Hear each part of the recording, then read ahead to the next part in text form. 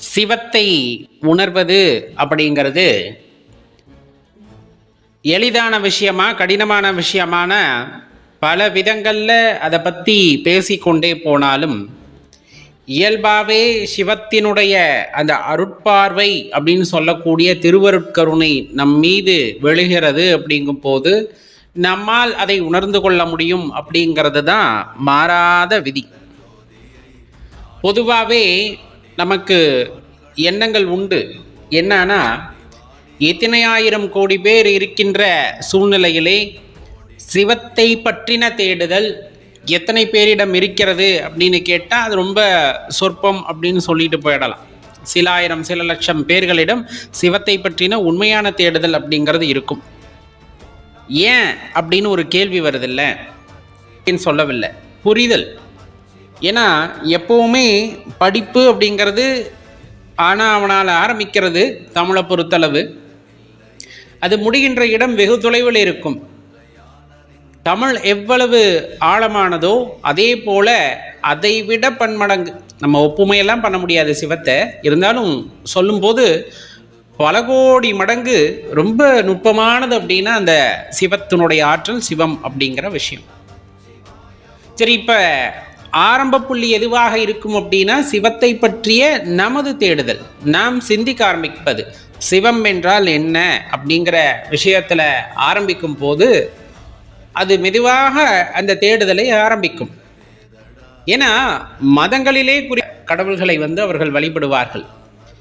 சிவம் என்பது அப்பாற்பட்டது, பஞ்சபூதங்களை இயக்கக்கூடிய ஆற்றல் அப்படின்னு சொல்லக்கூடியதை நம்ம சிவம் அப்படின்ட்டு நம்ம சொல்கிறோம். இப்போ இதை பற்றின புரிதல் நமக்கு வேண்டும் என்றால் நாம் சொல்கின்ற அந்த பஞ்சபூதங்களை அடிப்படையாக வைத்து நாம் புரிதல்களை ஆரம்பித்திருக்க வேண்டும்.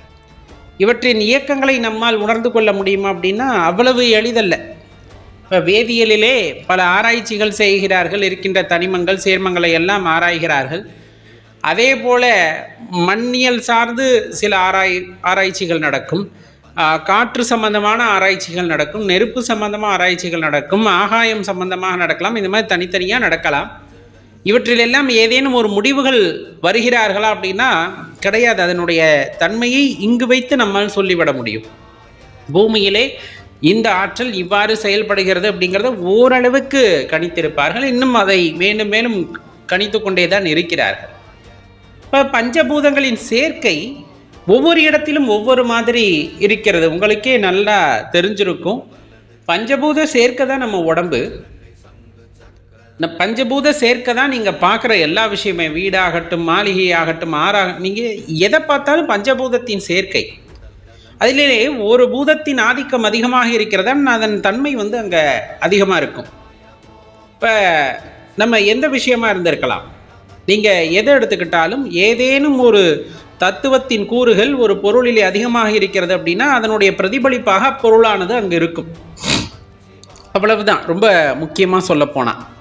அப்போ இதன் இயக்கங்கள் எது சார்ந்தது அப்படிங்கிறத பற்றின புரிதல் நமக்கு வர வேண்டும் என்றால் அதை பற்றி நாம் சிந்திக்க வேண்டும். அறிவியல் பூர்வமாகவே சிந்திக்கலாம், தவறு கிடையாது. அப்போ அறிவியல் பூர்வமாக நாம் சென்றாலும் படிப்படியாக நிறைய படித்து தெரிஞ்சு, ஏன்னா பல கோட்பாடுகள் நிறுவியிருப்பார்கள். பிறகு அதல்ல, அதற்கு பதிலாக இதை எடுத்துக்கொள்ளுங்கள் வந்திருக்கும். இப்படி நம்ம படிச்சுக்கிட்டே போகணும். இது ரொம்ப எளிதான நிறைய படிக்க வேண்டியது இருக்கும். அதை சொல்கின்றவர்கள் அனைவரும் குருமார்களே.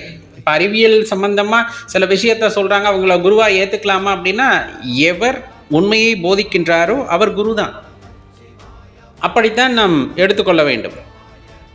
நமது இந்த பாரத பூமியிலே வாழ்ந்த குருமார்கள் அன்றைய காலகட்டங்களிலே வேதியியல் ஆய்வுகளை எல்லாம் செய்து, இயற்பியல் ஆய்வுகளை எல்லாம் தன் சிந்தனைக்கு எட்டியவாறு செய்து அதில் கண்ட உண்மைகளைத்தான் நிறைய நூல்களில் எடுத்து சொல்லி சென்று இருக்கிறார்கள்.